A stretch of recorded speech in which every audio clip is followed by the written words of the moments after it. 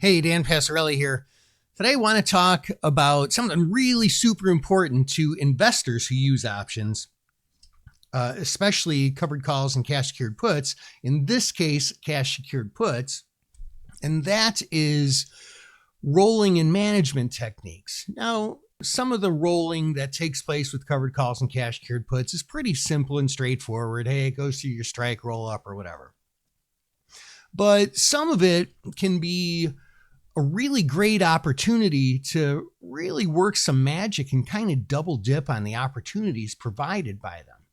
Now, full disclosure, I did a write-up on Substack, which is wealthbuildingwithoptions.substack.com, wealthbuildingwithoptions.substack.com, which is where I post my Substack musings.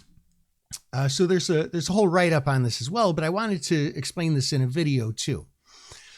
So I sold some puts in RCL a week or so ago, I guess it was. There's a write-up on that as well. But what I did is I sold the January 3rd 237.5 puts.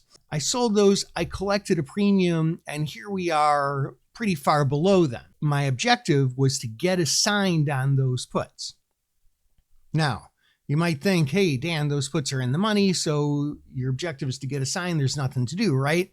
And sure, I could take assignment, but I could also be very strategic and opportunistic to get assigned at a better price while taking in extra premium, right? So here's what I did. I rolled them by buying those January 3rd 237.5 puts and selling the January 10th 235 puts. Now, the 235 puts are also still in the money, but I did that roll for just a little bit over even.